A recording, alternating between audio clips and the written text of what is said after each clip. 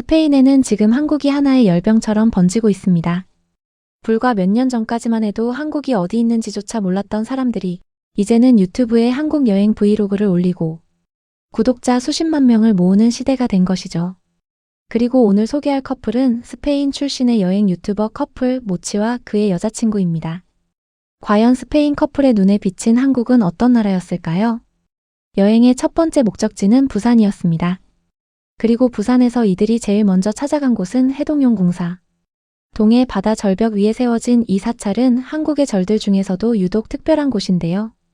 대부분의 사찰이 산속 깊은 곳에 자리 잡은 것과 달리 이곳은 파도 소리가 들리는 바닷가 바위 위에 세워져 있어 그 풍경 자체가 압도적입니다. 이름의 뜻도 인상적입니다. 동해 바다 용왕의 궁전에 있는 사찰 해동용궁사. 이름만으로도 이미 시가 되는 것 같은데요. 두 사람은 이곳에서 소원을 비는 동전 던지기에 도전합니다. 여러 번 동전을 던지며 도전하는데 들어갔다, 안 들어갔다를 두고 두 사람이 한참을 티격태격하다가 어쨌든 행운이 올 것이라며 웃으며 자리를 뜨는데요. Última. Un Venga. momento, venga. Lo lindo es desde estar la de atrás. ¿Ha entrado? No ha entrado. ¿Ha entrado? No ha entrado. Sí que vamos a tener muchísima suerte. 이 절에 기도하면 소원이 이루어진다는 이야기를 전하며 진지하게 소원을 빌었다고 합니다. 화려한 단청과 바위에 새겨진 불상들, 그리고 바다를 배경으로 펼쳐지는 절의 풍경에 두 사람은 말을 잃었는데요. 스페인에서는 이런 풍경이 아예 존재하지 않는다며 연신 감탄을 쏟아냈습니다. 유럽의 유명 성당들을 수없이 다녀본 두 사람이었지만 바다 위 한국의 사찰 앞에서는 전혀 다른 감동을 받은 것이죠. 해동용 궁사를 떠난 두 사람이 다음으로 찾아간 곳은 감천문화마을이었습니다. 부산 한쪽에 자리한 이 마을은 1950년 한국전쟁 당시 북쪽에서 피란 온 사람들이 산비탈에 모여 살기 시작하면서 만들어진 곳인데요. 원래는 아무것도 없던 척박한 땅이었지만 사람들이 하나둘 모여 집을 짓고 골목을 만들면서 지금의 모습이 되었습니다. 2009년 부산시가 마을을 알록달록한 색깔로 칠하고 예술 작품을 설치하면서 지금은 부산을 대표하는 관광 명소가 된 곳이기도 하죠. 모치는 이 마을을 소개하면서 아주 흥미로운 이야기를 덧붙였는데요. 이 마을의 집들이 모두 경사진 산 위에 위치해 있지만 어느 집도 다른 집의 전망을 가리지 않도록 배치되어 있다는 사실이었습니다. 모든 집이 햇빛과 전망을 동등하게 누릴 수 있도록 설계된 것이죠. 단순히 살 곳을 만든 게 아니라 어려운 상황에서도 공동체로 함께 살아가는 방식을 찾아낸 한국인들의 지혜가 담긴 공간이었던 겁니다. 유럽에는 이런 방식으로 설계된 마을 자체가 거의 없습니다. 스페인에도 산비탈의 집들이 모여있는 마을이 있긴 하지만 이웃의 빛과 전망을 함께 생각하며 지어졌다는 개념 자체가 다른 것이죠. 우리한테는 너무 당연한 이 배려의 철학이 외국인의 눈에는 한국 사회 전체의 수준을 보여주는 증거로 읽히고 있었습니다. 마을을 돌아보던 중 두 사람은 특이한 장치를 발견합니다. 동물 모양이 새겨진 나무 기계에 동전을 넣으면 예언이 적힌 작은 공이 나오는 운세 뽑기 기계였는데요.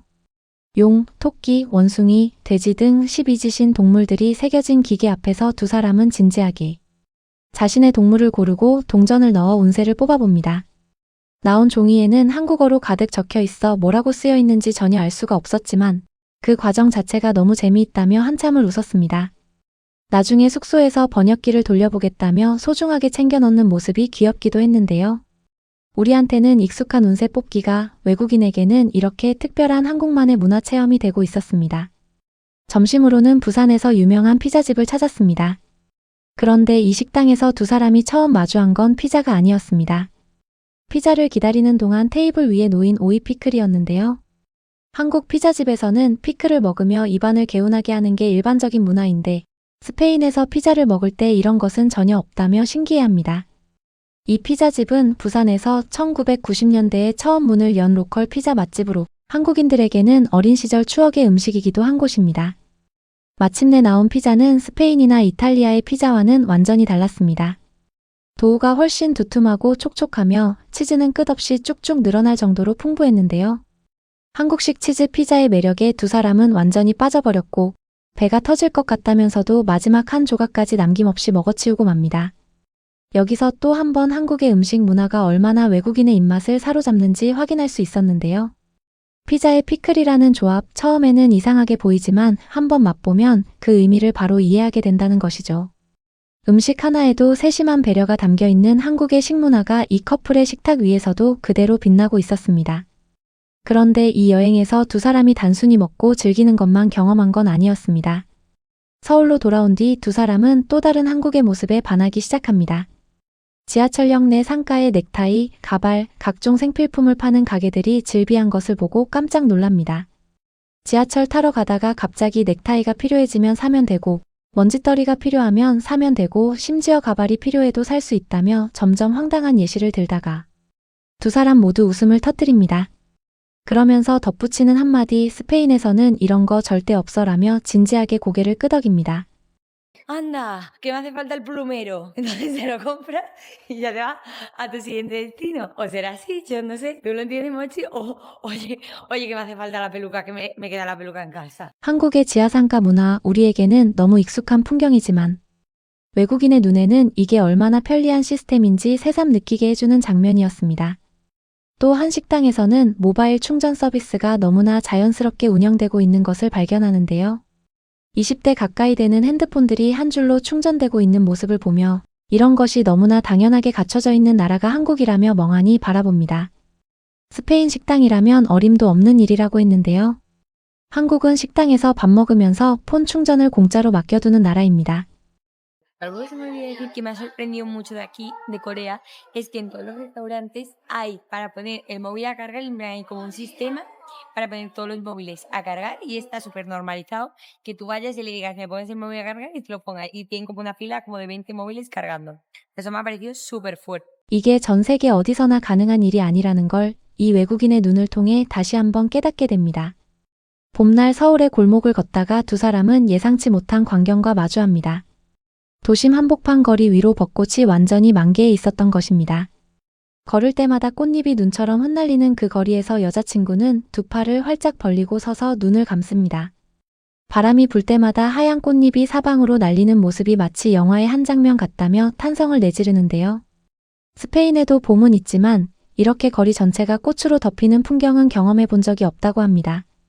한국인들에게 벚꽃 시즌은 매년 찾아오는 익숙한 계절이지만 이 외국인 커플의 눈에는 생애 처음 만나는 기적 같은 풍경이었던 것이죠. 여행의 마지막 밤, 두 사람은 서울 밤거리를 걸으며 한국 여행 전체를 돌아봅니다. 모든 물건 가격이 1유로, 2유로 수준이라며 이렇게 물가가 착한 나라는 처음이라고 했고, 밤에 거리를 걸어도 전혀 무섭지 않다는 것도 신기하다고 했습니다.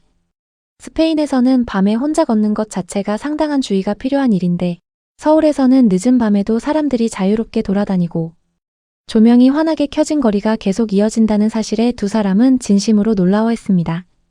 한국은 밤이 되면 더 아름다운 나라라는 말이 자연스럽게 나왔을 정도입니다. 이번 영상을 보면서 드는 생각이 있습니다.